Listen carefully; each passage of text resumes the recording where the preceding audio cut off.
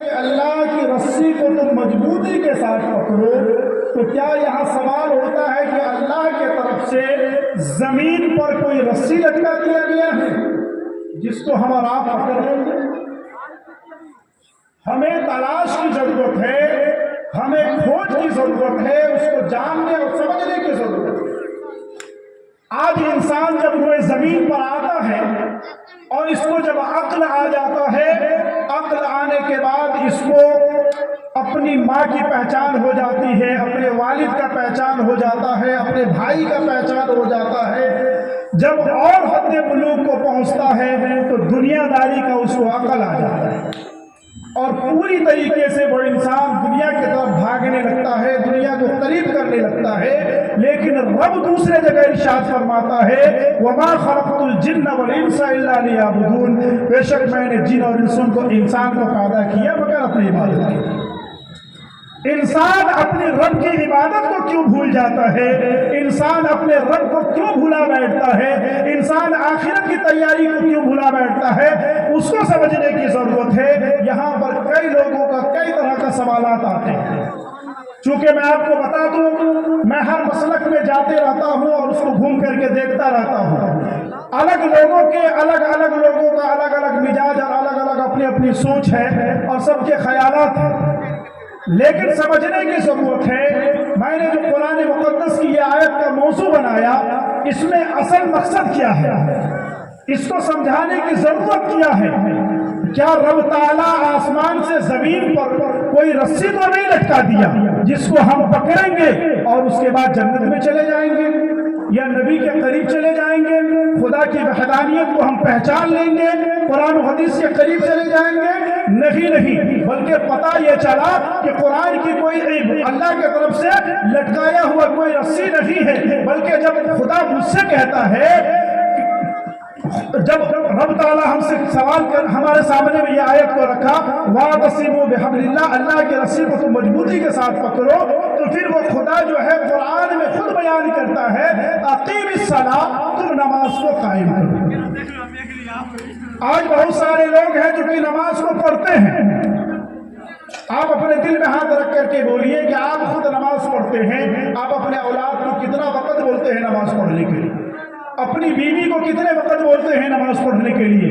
اپنے خیش و اقارب اور رشتہ دار کو کتنا وقت بولتے ہیں؟ آپ نے خود نماز پڑھ لی اور اس کے بعد اپنے رشتہ دار سے نہ کہا تو یاد رکھیے کہ بعد موت کے آپ کو اس نماز کے بارے میں سوال ہوگا۔ لیکن اگر آپ نے خود نماز پڑھی اور نماز پڑھنے کے بعد اپنے رشتہ دار کو، اپنے دوست و احباب کو، تمام لوگوں کو نماز کی دعوت دی تو گویا آپ نماز قائم کرنے والے میں سے ہیں۔ آپ نے خود نماز پڑھی تو نماز پڑھنے والے، اور اگر اپنے نماز کی دعوت دی تو نماز قائم کرنے والے۔ اب سوال ہوتا ہے کہ ہم نے نماز پڑھ لیا، بہت سارے لوگ، ہم جس ماحول میں مولانا گزرتے ہیں اس میں لوگ کہہ دیتا ہے کہ ارے چھت پہ چڑھتے ہیں تو سیڑھی کی ضرورت پڑتی ہے، بغیر سیڑھی کا کون آسمان میں جاتا ہے، چھت پہ جاتا ہے۔ میرا عقیدہ صاف ہے، میں آپ کو کلیئر کٹ بتا دوں، میرا جو اپنا سروے ہے، ہماری جو جانکاری ہے اس کے مطابق کوئی بھی مسلک کے لوگ اللہ اور اللہ کے رسول کے علاوہ کسی کو نہیں مانتا۔ اگر وہ مانتا ہے تو وہ ڈھاکے اور خسارے میں ہے۔ آقا علیہ السلام کی حدیث ہے وَكُلُّ مُحْدَثَةٍ بِدْعَةٌ وَكُلُّ بِدْعَةٍ ضَلَالَةٌ وَكُلُّ ضَلَالَةٍ فِي النَّارِ۔ جب رب تعالیٰ قرآن میں کہتا ہے کہ میں بندے کے اس کے شہر سے بھی زیادہ قریب ہوں، تو مجھے آپ بتائیے کہ میرے رب کے پاس جانے کے لیے، میرے رب کو بنانے کے لیے، ہم کو رب کے سامنے میں جھکنے کے لیے کسی کی پیروی کی ضرورت پڑے گی؟ کوئی راستے کی ضرورت پڑے گا؟ خدا جب خود کہتا ہے کہ میں بندے کے قریب ہوں تو کسی کی پیروی کی ضرورت نہیں ہے۔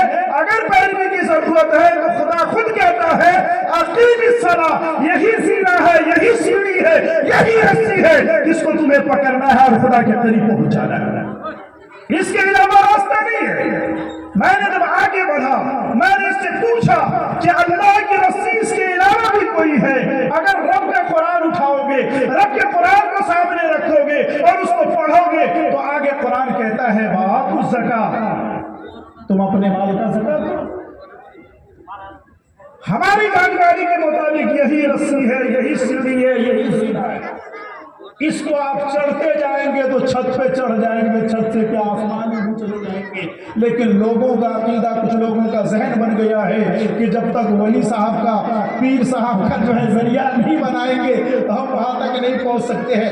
ऐसा कुछ नहीं है। मैं आपको बता देना चाहता हूं साफ लफ्जों में कि सबको मरने के बाद कफन की जरूरत है, सबको मरने के बाद जनाजे की जरूरत है, सबको मरने के बाद दुआए मैयत की जरूरत है। कोई भी वली, कोई भी बुजुर्ग, कोई भी पीर जो है खुद अपना जनाजा नहीं पढ़ लेता है, रूह परवाज करता है तो तन का मक्खी उड़ा नहीं देता है, बल्कि उसको उड़ाना पड़ता है। ये बात साफ है। इसलिए याद रखिए, आपको अगर कोई जन्नत दिला सकता है, पूरी दुनिया के वली, पूरे दुनिया का बुजुर्ग, पूरी कायनात के लोग आपके सपोर्ट में खड़े हो और आप नमाज के पाबंद हों, आप शरअ के पाबंद हों, किताब और सुन्नत के पाबंद हों और आपका माँ बाप आपसे नाराज हो, तो फिर आप कामयाब नहीं, फिर आप कामयाब नहीं हैं। तो कुल मिलाकर के बात ये पता चला कि आपको अपने रब को खुद से मनाना होगा और मनाने के बाद आपको बढ़ना होगा। अल्लाह की रस्सी क्या है? तो अल्लाह की रस्सी कलमा तौहीद है। अल्लाह की रस्सी क्या है?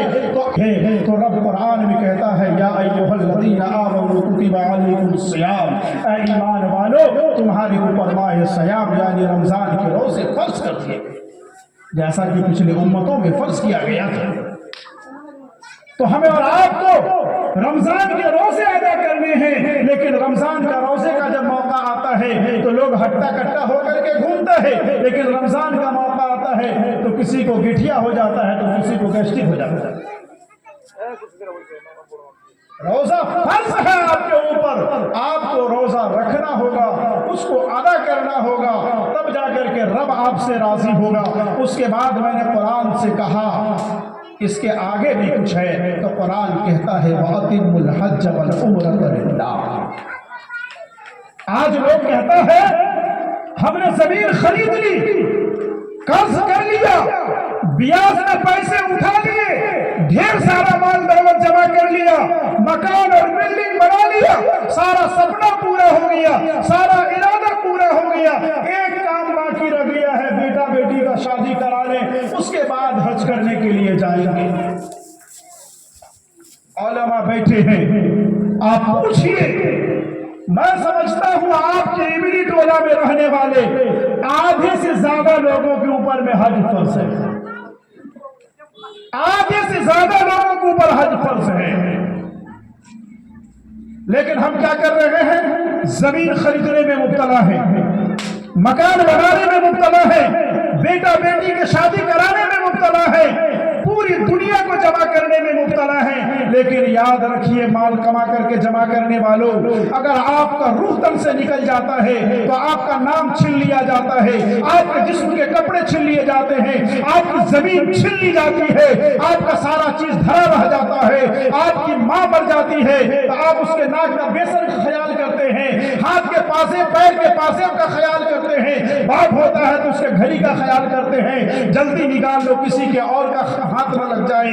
याद रखिए, माल जमा करने वालों, अल्लाह के रास्ते में तुम खर्च करो और इबादत के लिए चले जाओ। अल्लाह का वादा है, अगर तुम हज बैतुल्लाह के लिए जाते हो, उस जिंदगी में जिस वक्त आप हज बैतुल्लाह के लिए पहुंचते हो, उससे पहले दुनिया का ढेर सारा तुमने गुनाह किया था, ढेर सारी बुराइयां की थी, गुनाह के ढेर में खड़े थे, गुनाह का जखीरा था, गुनाह का पहाड़ था तुम्हारे पास। लेकिन अल्लाह का वादा है, बंदा मोमिन जब माल खर्च कर करके मदीना पहुंचता है, मक्का पहुंचता है, अरब की जमीन पर पहुंचता है, खुदा के उस घर के पास पहुंचता है और पहली नजर जब काबा पर पड़ती है, ये खुदा का वादा है, उसके पिछले गुनाह को ऐसे माफ कर दिए जाते हैं जैसे कि आज जो अपने मां के शकम से पैदा हुआ।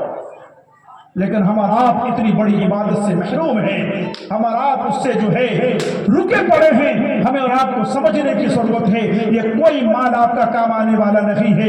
हज बैतुल्लाह को जाइए, अपने गुनाह की तौबा कीजिए और तौबा करने के बाद वहां से नई जिंदगी की शुरुआत कीजिए।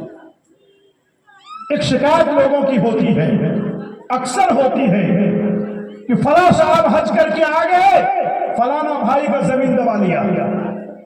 یہ اکثر لوگوں کی شکایت ہوتی ہے. فلانے کے ساتھ بیماری کر لیا، فلانے کے ساتھ غلط کر لیا. میں بھی آج گھومتا ہوں، دیکھتا ہوں، مجھے لگتا ہے کہ حج کر کے آنے والے شخصوں میں سے 100 میں سے 2-4-5 ہی پچھلے گناہ جو کیے تھے اس سے توبہ کر کے جو راستے پہ کھڑے ہیں، پھر کوشش کرتا ہے کہ گناہ مجھ سے نہ ہو، ہماری نماز نہ چھوٹے، ہم پردہ کا خیال کریں اور سب کو محبت کے ساتھ لے کر کے چلیں، انصاف کا خیال رکھیں، قرض کا خیال رکھیں، گناہ کا خیال رکھیں، آبا و اجداد خیش و گاری کا خیال رکھیں. میں سمجھتا ہوں کہ 5% ایسے حاجی ہیں. یاد رکھیے میرے دین اسلامی بھائیوں، آپ خرچ کر کے جاتے ہو، مدینہ جانا مکہ جانا سب کو نصیب نہیں ہوتا ہے. میں نے ایسے لوگوں کو بھی دیکھا ہے، عرب کی زمین پر گیا، گناہ سے توبہ کیا، وہاں غلطی کر کے پکڑا گیا، یہاں بھی آ کر کے غلطی کر رہا ہے.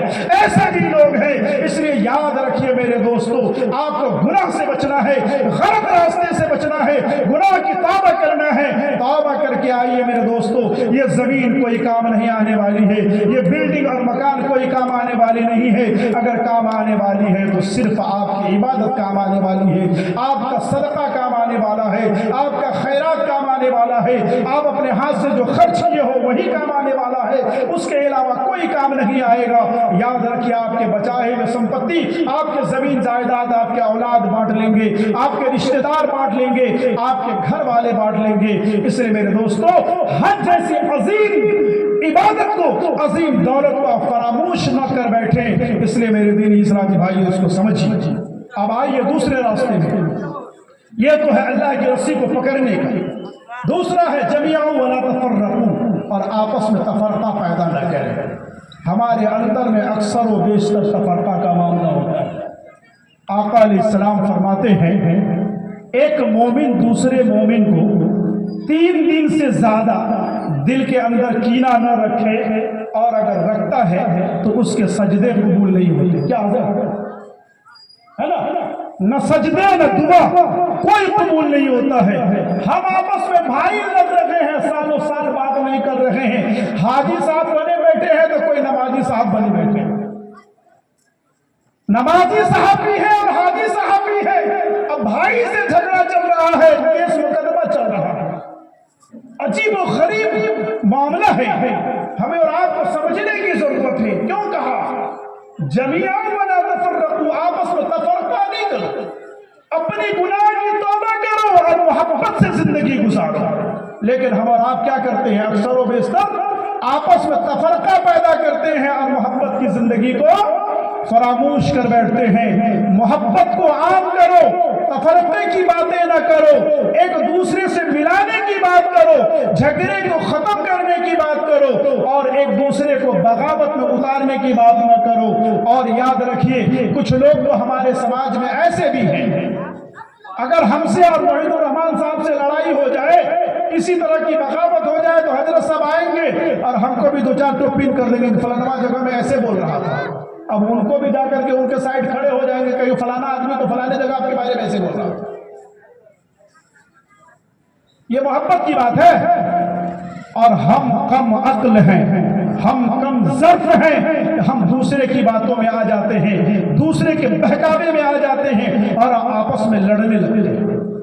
اس لیے ہم اور آپ کو ضرورت ہے کہ دوسرے کے بہکاوے میں نہ آئیں. یہاں سے ایک بات ہمیں یاد آتی ہے، ہم اور آپ مرد کے بعد سے تو کم بہکتے ہیں لیکن عورت کے بعد سے زیادہ بہک جاتے ہیں. اور اکثر و بیشتر دیکھا جاتا ہے ہر گھر میں جھگڑا ہوتا ہے، کچھ نہ کچھ کمی بیسی ہوتی ہے، اور اکثر وہ جھگڑا عورتوں کی بات سے ہوتی ہے. ہم اور آپ اس کو نوٹس نہیں کرتے ہیں. ہم اور آپ کو اس کو نوٹس کرنے کی ضرورت ہے، ہم کو اس کو سمجھنے کی ضرورت ہے. ہم لوگ کیا کرتے ہیں؟ عورتوں کی بات کو لیتے ہیں اور عورتوں کی بات کو لے کر کے اپنے گھروں میں وواد کھڑا کر دیتے ہیں، بغاوت کھڑا کر دیتے ہیں۔ اس لیے یاد رکھیے میرے دینی اسلامی بھائیوں، ہم اور آپ کو دین کا تعلیم لینا ہے۔ اسلام امن کا پیغام دیتا ہے، اسلام چین اور سکون کا پیغام دیتا ہے، اسلام بھائی چارہ کا پیغام دیتا ہے۔ اس لیے ہم اور آپ کو ضرورت ہے کہ ہم محبت سے اپنی زندگی کو گزاریں، آپس میں محبت سے رہنے کا کام کریں، اور کوئی انسان اگر غلط کرتا ہے تو آپ اس کو سمجھانے کا کام کریں۔ ہم سے اور حاجی صاحب سے اگر بغاوت ہو جائے، ہمیں کوئی جو ہے دو چار بات کہہ دے اور ہم اس سے بات کرنا بند کر دیں، تو یاد رکھیے میرے دینی اسلامی بھائیوں، ہماری عبادت قبول نہیں ہوگی، ہمارا سجدہ قبول نہیں ہوگا، ہماری دعا قبول نہیں ہوگی۔ اس سے بچنے کا طریقہ کیا ہے؟ آقا علیہ السلام نے فرمایا افشوا السلام بینکم، تم آپس میں سلام کو کثرت سے کیا کرو، آپس میں سلام کثرت سے کیا کرو۔ کسی نے ہمیں کہہ دیا حضرت صاحب کے بارے میں، اور ہم آئے، ان سے ملاقات ہوئی، گردن نیچے کیے اور چلتے بنے، تو بتائیے وہاں سے بغاوت ختم ہوگا یا بڑھے گا؟ بڑھے گا نا۔ ہم آئے اور ان کے اوپر نظر پڑی اور میں نے ان کو محبت سے سلام کر دیا السلام علیکم، میں نے ان سے سلام کر دیا السلام علیکم، تو بتائیے کہ ان کے دل میں کہیں نہ کہیں یہ خیال تو آئے گا کہ فلانے کے بارے میں فلانا آدمی نے ہم کو بغاوت کے بارے میں بتایا تھا، لیکن وہ آیا اور مجھے سلام کر کے چلا گیا، پتا چلا کہ اس کے دل میں کچھ نہیں ہے۔ پھر دوسری ملاقات ہوگی میں سلام کر دوں گا، تیسری ملاقات ہوگی پھر میں سلام کروں گا، تو بتائیے بغاوت ختم ہوگی یا نہیں؟ بغاوت ختم ہو جائے گی۔ اس لیے میرے دینی اسلامی بھائیوں، آپ آپس میں سلام کریں۔ اچھا ایک چیز بتائیے، اتنے لوگ یہاں پر موجود ہیں، آپ جب شام میں رات میں تھکے ہارے جب اپنے گھر کو آتے ہیں تو کتنے لوگ ہیں جو اپنے گھر کے اندر داخل ہوتے ہیں تو آواز لگا کر کے داخل ہوتے ہیں، خواہ آپ کے گھر میں صرف آپ کی بیوی کیوں نہ ہو، آپ اپنے گھر میں داخل ہوتے ہیں تو آپ کتنے لوگ ہیں جو آواز لگا کے داخل ہوتے ہیں اور سلام کر کے داخل ہوتے ہیں؟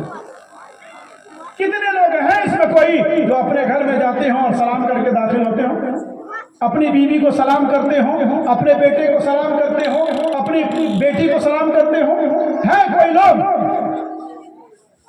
مجھے لگتا ہے کہ کوئی نہیں کرتے ہوں۔ آپ میرے گھر پہ چلے جائیے گا کسی دن اور میرے گھر میں پتہ کر لیجیے، اسی کے باتوں میں ایک دن کے بعد دوسرے دن کے بعد میں اس کی باتوں کا جواب دیتا ہوں، بغاوت نہیں کرتا ہوں۔ آپ اس جلسے سے تعلیم لیجیے، یہ جلسہ بہت چھوٹا ہے، کم وقتوں میں اس جلسے کو سجایا گیا ہے، لیکن میں آپ کو بتا دیتا ہوں بہت موٹی باتیں۔ اس جلسے سے آپ تعلیم لیجیے، اس جلسے سے آپ سبق حاصل کیجیے۔ آپ یہاں سے اٹھیے گا، اپنے گھر جائیے اور اپنی بیوی کو سلام کیجیے، پورا دن کا کوئی جھگڑا آپ سے بغاوت ہوا ہوگا، فوراً اس کا چہرہ بدل جائے گا، مسکرا اٹھے گی اور وہ اس کا چہرہ کھل آئے گا اور آپ سے محبت بڑھ جائے گی۔ لیکن ہم لوگ ایسا نہیں کرتے، ہم اور آپ کو اس کو کرنے کی ضرورت ہے، نبی کے دین کو عام کرنے کی ضرورت ہے، نبی کے پیغام کو عام کرنے کی ضرورت ہے، ان باتوں کو ہمیں گھر گھر تک پہنچانے کی ضرورت ہے۔ اس لیے میرے دین اسلامی بھائیوں، ہمارا آپ اس کو سمجھیے، اللہ کی رسی جو میرے سامنے میں ہے، وَاعْتَصِمُوا بِحَبْلِ اللَّهِ جَمِيعًا وَلَا تَفَرَّقُوا، اللہ کی رسی کو تم مضبوطی کے ساتھ پکڑو۔ اللہ کی رسی ہمارے لیے توحید ہے، ہمارے لیے نماز ہے، ہمارے لیے زکوٰۃ ہے، ہمارے لیے حج ہے، ہمارے لیے روزہ ہے۔ اسی تعلیم کو عام کریں اور یاد رکھیے، آپ کی جو عبادت ہے، آپ کی جو عبادت ہے، ایک طرف بہت سارے لوگ ایسے ہیں کہ ایک طرف عبادت کا ذخیرہ ہے، عبادت کا ڈھیر ہے، دوسری طرف گناہ کا بھی ڈھیر ہے۔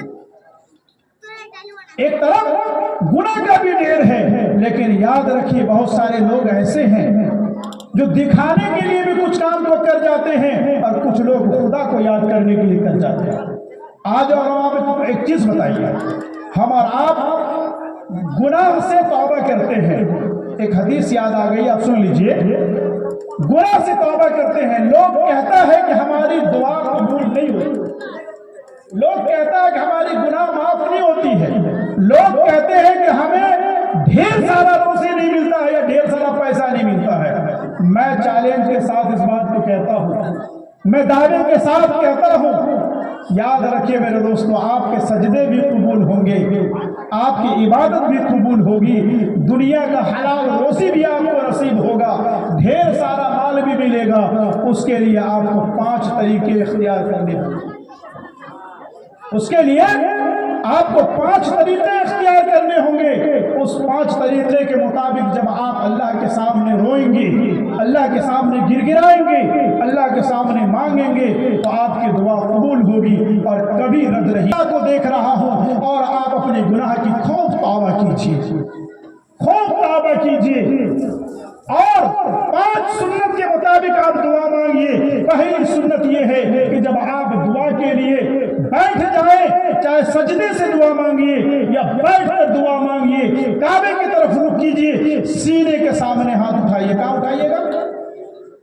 कहाँ उठाइएगा?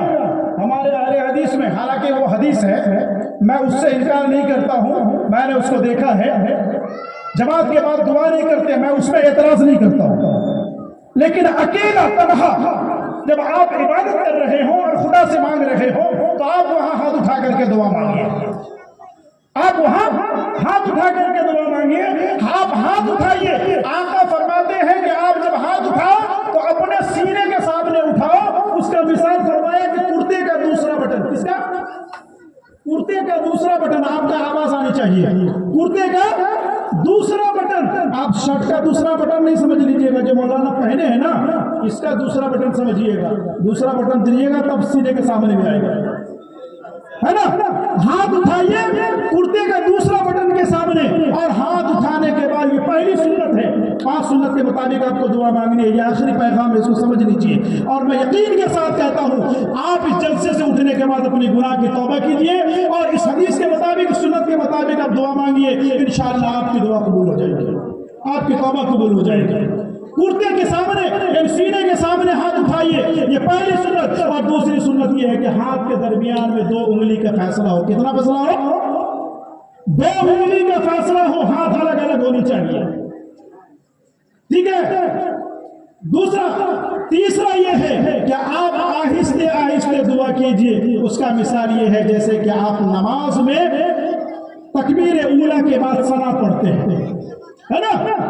तकबीर ऊला के बाद सना पढ़ते हैं, आपकी आवाज आपके कानों तक जाती है, दूसरे तक नहीं जाती है। उतनी आवाज से आपको दुआ मांगनी है कि वो आवाज आपके कानों तक जाए, दूसरे तक ना जाए। ये तीसरी बात है।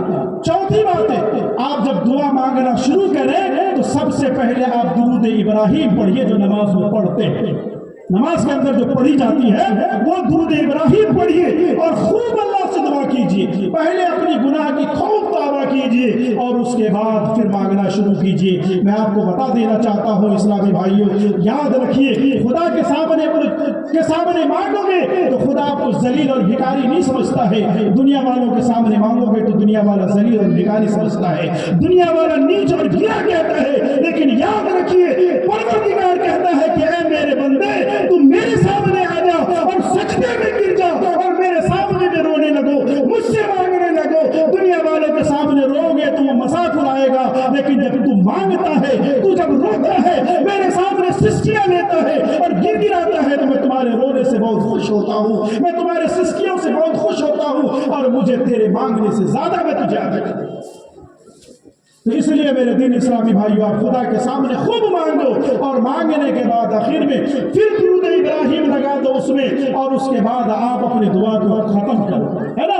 आप अपनी दुआ को खत्म किए तो 5वीं सुन्नत ये है कि आप दिल में यकीन कर लीजिए कि खुदा मेरे सामने हाजिर है और मैं खुदा के सामने हाजिर हूँ। खुदा से मैंने बातें की, जितनी भी चीजें मैंने मांगी है खुदा ताला मुझे अता कर दिया, खुदा ताला मुझे अता कर दिया।